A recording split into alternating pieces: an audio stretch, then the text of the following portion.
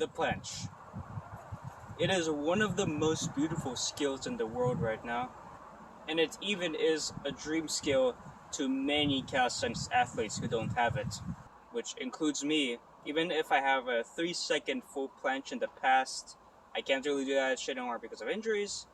But anyway, what is the planche exactly? Well, it is just imagine it as a straight arm plank, but your feet are off the ground and you're just levitating like a god, which is like almost, impossible to think about, just levitating off the ground literally, using the strength of your shoulders and everything, just to hold that position.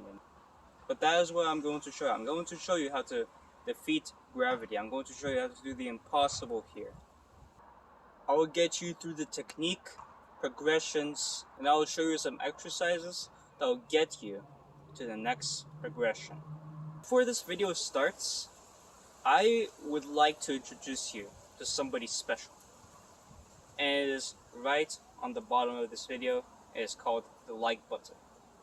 If you click it right now, we gain some planche luck, and there is also next to it a little subscribe button. It is like red.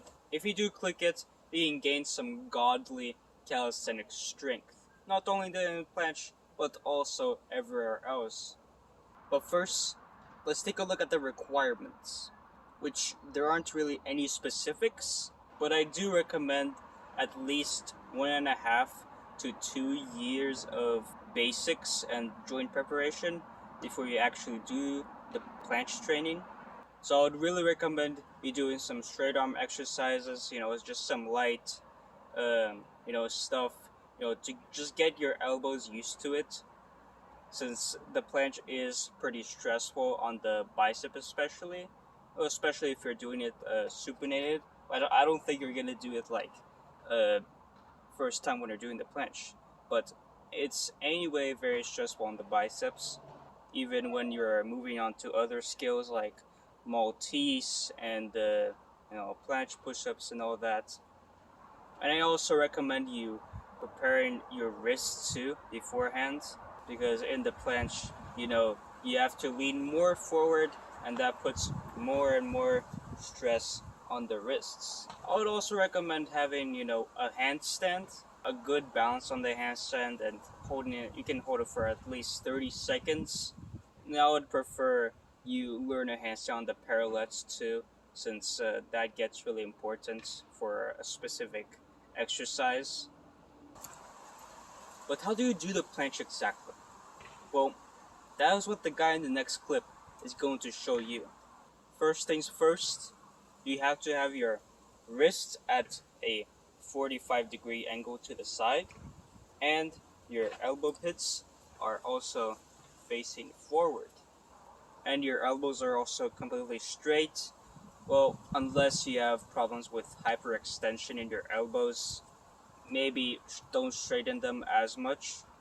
And your scapula is protracted and depressed.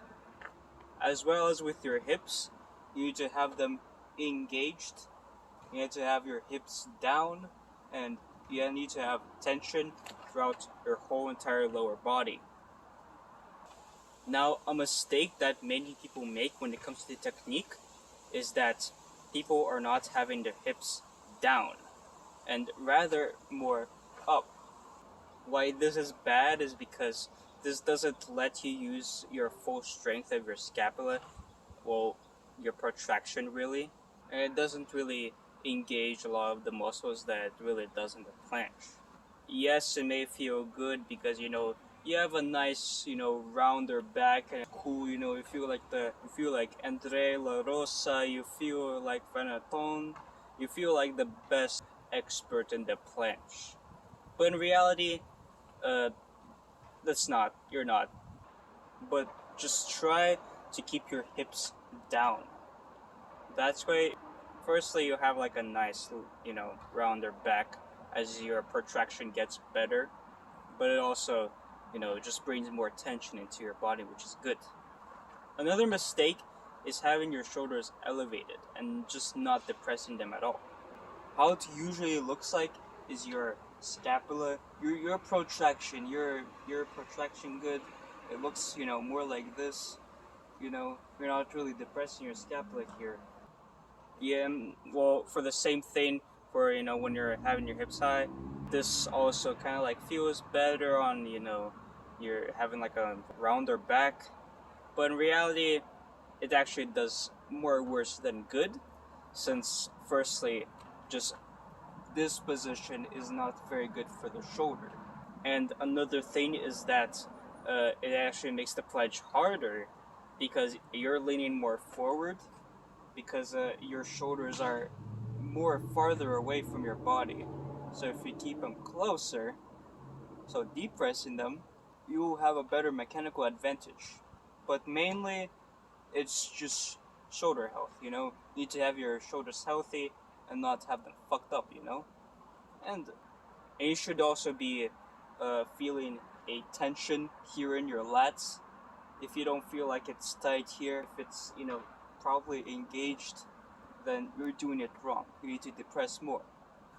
Now that you have the technique, let's move on to the progressions, which I will rank from beginner to advanced. Now I'll show you some exercises to go along with those phases. In the beginner phase, it is going from planche lean to advanced tuck. In the intermediate, it is going from advanced tuck to straddle. In the advanced phase, they're going from straddle to full planche. In the beginner phase, those who want to build up to the advanced tuck do these exercises. First one, planche lean. Lean as forward as you can in a straight on plank for about 8 to 10 or maybe a 15 to second or a 15 to 20 second hold for about 3 to 5 sets. Next is the scapula push-ups. Do those in a plank or an elbow plank, or do them on your knees in a plank, and just move your scapula from retraction to protraction. And always remember to keep the shoulders down and not elevated here. Keep them depressed and just go from retraction to protraction like here. Last one, next to the pseudo planche push-up, just go into a planche lean and perform a push-up with maintaining your protraction and depression and all of those things that I just told you to maintain. Do this for about, let's say, 5 to 8 reps and 3 to 5 sets. And do that same thing for the scapula push-ups. For the intermediate phase, for those who want to build up to the straddle planche, do these exercises. Pseudo planche push-ups and pseudo planche leans. Those are going to be used again, but for this time, doing maybe like a little bit lower reps and higher sets so you can build more strength. And then you can include straddle reverse hyperextensions. So lay your hips crease on the edge of an elevated surface and raise your legs into that straddle position while maintaining posterior pelvic tilt, which meaning just having your hips down, that's regular core position in the planche. Next one is straddle planche negatives. So just lower down from a handstand to a straddle planche. And when you are at the straddle planche, try to hold it as long as you can. For the hyperextension, just perform this exercise for 8 to 12 reps for 3 sets. For the negative, just perform 1 to 3 reps and 5 to 7 sets. For the advanced phase, the final phase, those who want to complete their planche in a full planche.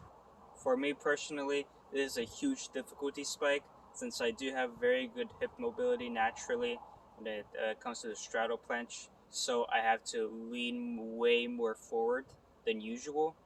For those you want to complete this planche, perform these exercises. Just do the same exercises that you did in the straddle planche, but maybe tweak it a little bit. Instead of having planche leans, you can incorporate some banded planche holds. So just wrap around the band around your planche and just hold it for time. And you can do the planche leans as a warm up. And you can also just like do the reverse hypers in a full, or if you just want to maintain the straddle, you can just do the straddle one, whichever one. And obviously for the negative, just transition from a straddle to a halfway to a full. Now, here are also some supplemental conditioning exercises you can use throughout your whole planche journey. The first one is dumbbell or band or even bodyweight planche raises. Second one is Zanetti flies. And the third one is supinated back lever, well, if you're prepared for it. These exercises will prepare your biceps, your straight arm strength for the planche, as well as your serratus anterior. Those exercises are just the cherry on top. For the Zanetti fly raises, it's like a Maltese exercise. Maybe later on we can get a Maltese. It also is very good for the biceps. And same thing for these planche raises. They're very good for the biceps and also very good for the serratus anterior. Just the cherry on top. But for the back lever, it is good to do it when you are prepared, when you feel like your biceps are good and they're prepared for that kind of stress. And they're just like conditioning for your bicep tendon, which is like that straight arm strength right here. Hey yo, what's up, guys? I know there's a very bad microphone quality, probably, but I forgot to say goodbye. So, thank you for watching my video. Like and subscribe, and hit the planche.